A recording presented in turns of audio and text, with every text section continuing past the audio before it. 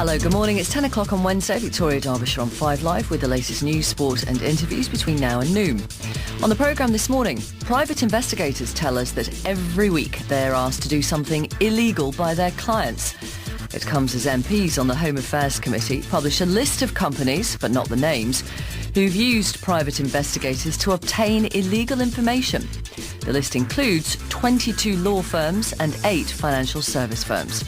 On the programme today, private investigators tell us that every week they're asked to do something illegal by their clients. It comes after MPs on the Home Affairs Select Committee published a list of the types of businesses who've used private investigators to illegally obtain information and has been called the Other Hacking Scandal. Now, this list includes 22 law firms, 8 financial companies and 2 celebrities who've commissioned work from 4 investigators who were subsequently jailed. The list was given to the committee by the Serious Organised Crime Agency, which has insisted the names of the companies remain secret, even though MPs want them released. Here, our Home Affairs correspondent Tom Simons explains why the names of these new firms haven't been published. Firstly, the Operation Millipede investigation led to another investigation that's still ongoing. That's called Operation Two Letter, Metropolitan Police operation. That's looking at, again, the way in which private companies and the media access private information, aside from phone hacking, which is another investigation again. So they say they can't hand over for that reason. But I think the other thing is that soccer have been under pressure. Why haven't you prosecuted these clients who commissioned the private detectives? The problem is that prosecuting them under the Data Protection Act is difficult because there is a public interest immunity, effectively. If you can say, I was doing this to perhaps catch a fraudster, then there may well be a defence in law for using illegal methods. And that's why actually when they prosecuted the private detectives themselves, they actually prosecuted them for fraud, not for breaching the Data Protection Act. So what kind of work do some private investigators do for such firms? Well, much of it involves finding out where people suspected of fraud may have hidden stolen money, or tracking down people who owe money so that civil litigation can begin. The type of private investigators we're talking about specialise in illegally obtaining information from holders of private data such as banks, utility companies and HMRC. According to some reports, some can also charge up to £7,000 to hack a phone, £2,000 to obtain personal bank details, and around £450 for an itemised phone bill. This is what's called blagging. So this is effectively ringing up, for example, British Telecom, and getting a BT employee to tell you how many calls or what calls your target might have made, or trying to get the HMRC, the Her Majesty's Revenue and Customs, to tell you what tax they paid, or perhaps in the most serious cases, actually getting banks to hand over bank statements. It's called blagging, and it is a technique that is often used by private investigators. The Serious Organised Crime Agency knew 5 years ago this was going on. In January 2008, an internal report was circulated at SOCA called The Rogue Element of the Private Investigation Industry and Others Unlawfully Trading in Personal Data. Broadly, that report found that investigator firms were illegally blagging or hacking information from public bodies, banks and individuals. They were sometimes working for parts of the media, but also for debt collectors, insurance companies and criminals. Often the technique of pre-texting was used. This involves a PI ringing, for example, HMRC and getting an employee to disclose tax details. The scams included using technical methods, devices to intercept phone calls, or planting a Trojan program on the target's computer to obtain their personal information, including emails. SOCA have been accused of suppressing the report. It's never been published, and of doing next to nothing to disrupt the unlawful trade in private information. On this programme last week, former News of the World executive Neil Wallis, who was arrested on suspicion of phone hacking himself in 2001 and bailed for 19 months before being told he wouldn't face any charges, told us there were double standards at play when it comes to the way journalists and businesses accused of hacking are being treated. The issue is, I was asked, you're an executive, you must have known, you commission these, as in my newspaper commissioned these private detectives.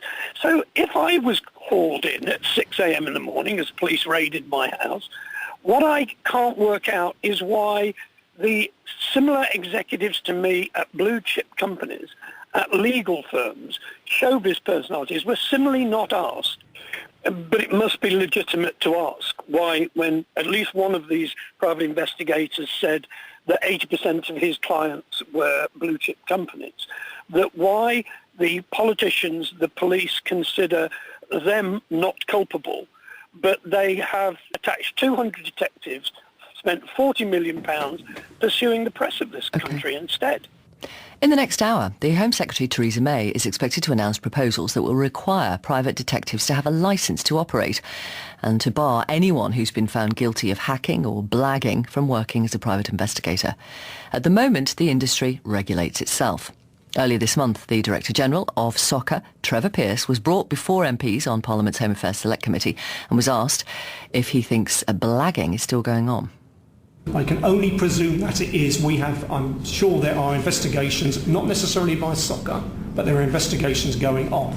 And we would, if it was in our remit, if it came up, we would obviously support or we would engage in those. So at the moment, you think there is still this criminality going on? People are commissioning rogue private investigators to involve themselves in criminal activity. You all are not involved in investigation. Somebody else is, but it is going on. I would presume that others are. I mean, the intelligence on this is diminishing. Now, maybe that there's been an effect, whether it's the change in legislation, whether it's other activities going on. But I think I can't comment in detail. No. I would be surprised if other organisations weren't in some way carrying out investigations into corrupt private investigators in their broadest sense. Yes. We asked if Trevor Pearce could appear on the programme today, or anybody from SOCA, that no one was available. They sent us a statement. SOCA agreed to the Home Affairs Select Committee's request to provide the categories and numbers of organisations and individuals on information provided to the committee. SOCA maintains its position that client information contained within the list remains classified. Let's talk now to two private investigators about the kind of work they do. Just bear with me as I get their names. Olivia Ellenger is a private investigator for Answers Investigation, and she's been a PI for about 18 months. Good morning. Hi there. James Harrison Griffiths is a private investigator for HG Investigations, and he's been doing this job for 10 years. Hello to you. Good morning. Good morning. Olivia, tell us about the kind of work you do. Well, we have three main types of clients that we work with. We have corporate clients, legal clients, and private clients. So within each area, we kind of have different things that we focus on. With legal clients, we often get involved with tracing and also process serving. With corporate clients, it's generally problems with employees and also computer forensics. With private clients, it's obviously more of the classic kind of work, which is surveillance, but we also do a lot of tracing individuals as well. How often are you approached to do work which is illegal, i.e. hacking, blagging, pretexting? I would say nearly every day. Unfortunately, I think a lot of people aren't aware of what they can and can't do within the law, and you have to make it clear to them their rights and what they don't have the right to do. So what sort of requests would you get, and from what sort of people or companies, in terms of the illegal nature of the requests? We often, if with individuals, it tends to be getting personal details from either a phone number or a car registration number.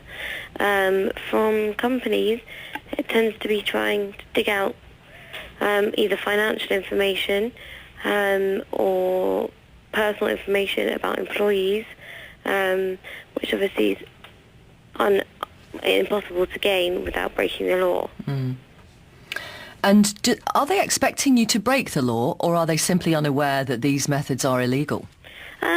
I think every person is different, but generally, especially with individuals, they aren't really aware of their rights in that sense. I mean, but a legal firm or a financial services firm, would they know what was legal and illegal? I would say so. I would say so. Unfortunately, though, unless you work with, obviously everybody's aware of the Data Protection Act, but unless you're involved with it on a day-to-day basis, you kind of don't know all the ins and outs, and it may be that they aren't aware, but generally I would believe that if they work in within the law, if it's A for legal a legal firm, firm, yes, exactly, they would know. They should know. Yeah. Have you ever been offered vast sums of money to tempt you to break the law? We've had the line, we'll pay whatever it takes. But unfortunately, we like to pride ourselves on working within the law.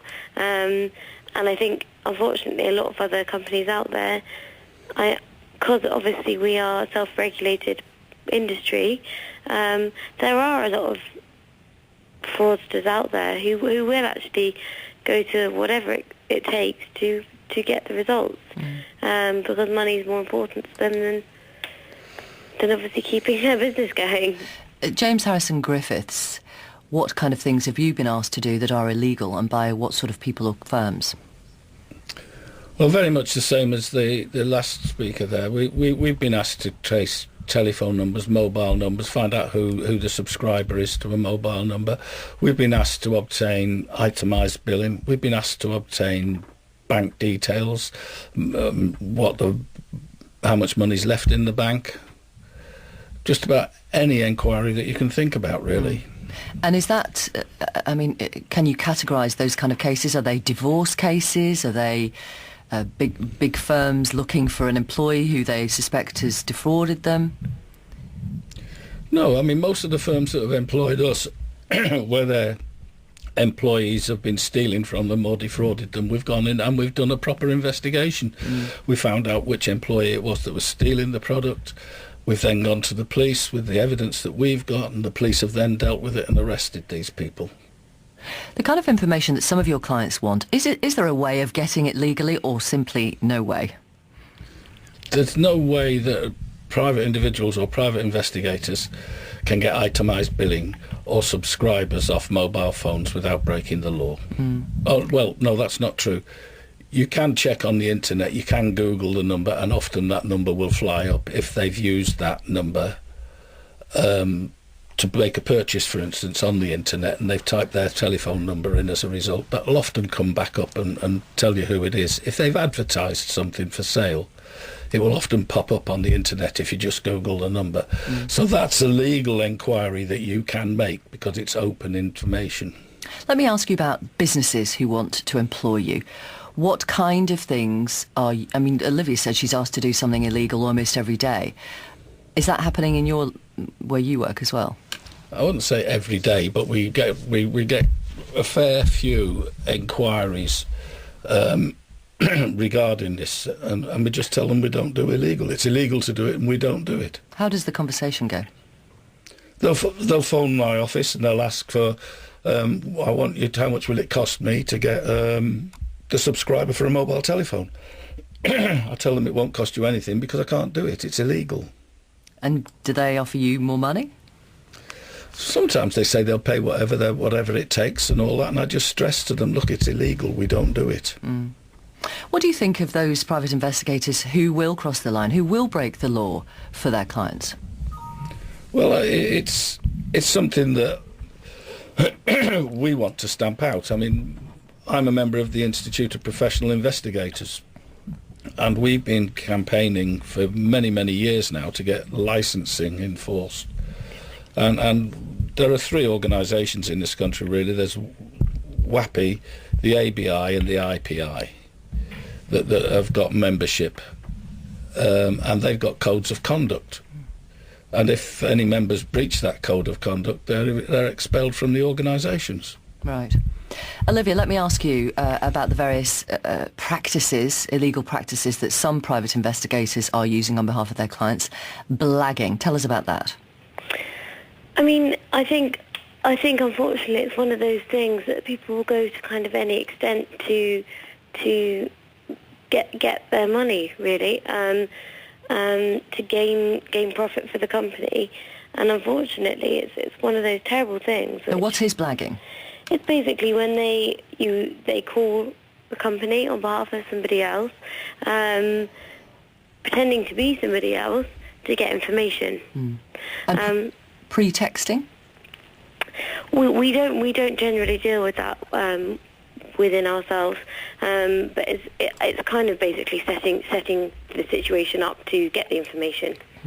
Hacking into somebody's email accounts? Unfortunately, that's something which we get requested quite frequently, and basically it's what it says on the book. Really, it's trying to find a way to get into people's personal data, which is the same for telephone numbers as well. In the next hour or so, the Home Secretary Theresa May is expected to announce tighter regulation of private investigators. Tony Imosi is the president of the Association of British Investigators. Good morning. At the moment, you regulate yourselves. The industry regulates itself. How does that work?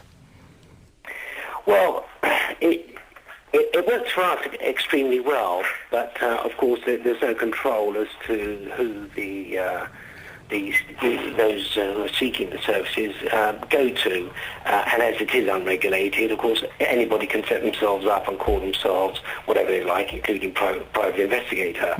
Now, so it doesn't work then. Actually, it doesn't work because, as you say, any rogue investigator who's prepared to break the law on behalf of their clients for a large sum of money can set themselves up as a PI, and people would think they were legit. Well, it certainly doesn't work across the board completely. Yeah, so it doesn't work. But the self-regulation aspect, of course, if a member of the Association of British Investigators steps out of line, they do so as a career decision, because there's robust disciplinary processes in place that will stamp down on them if they have indeed breached the code of ethics. Only if they're caught. Well, indeed, it's like any criminal activity. It's only if you're caught. You can't just isolate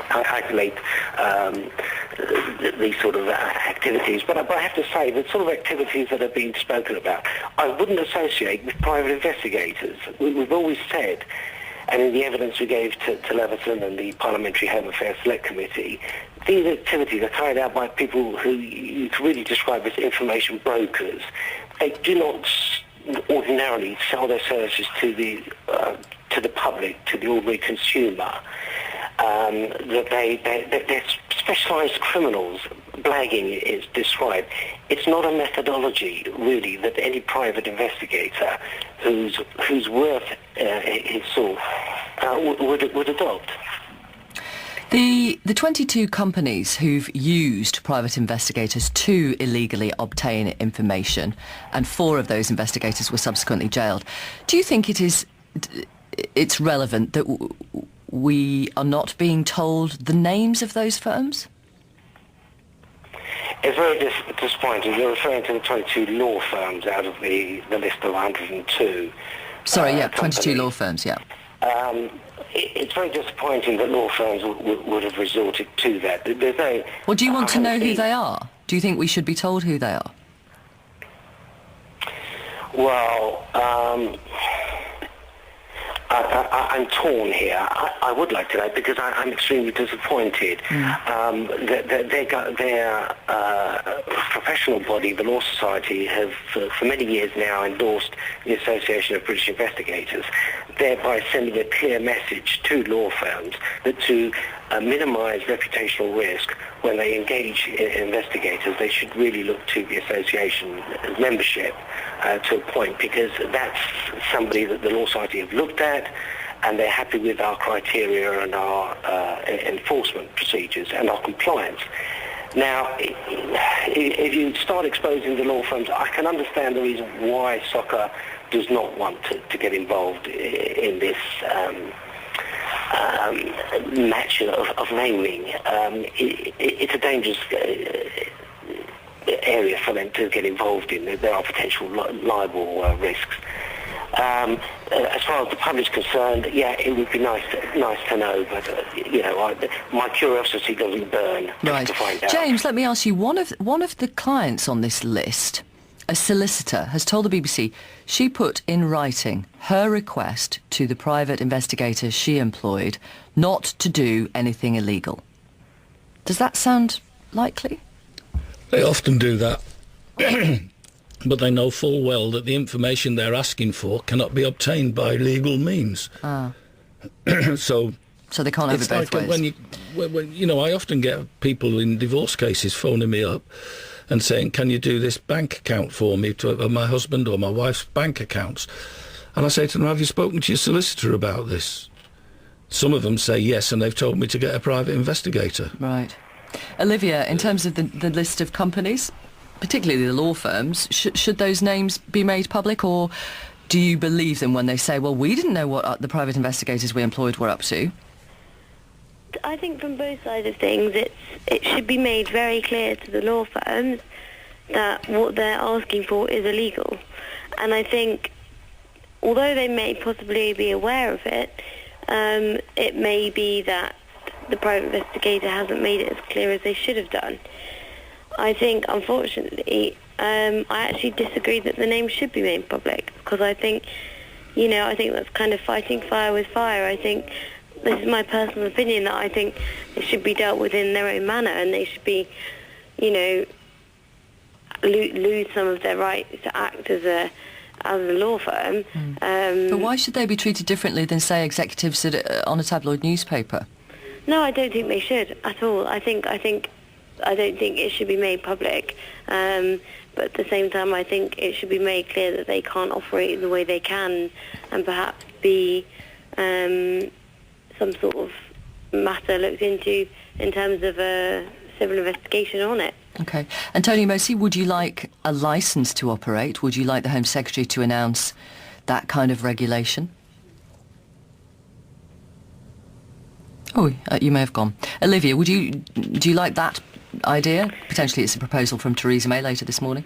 It's actually something that us private investigators have been campaigning for many, many years now.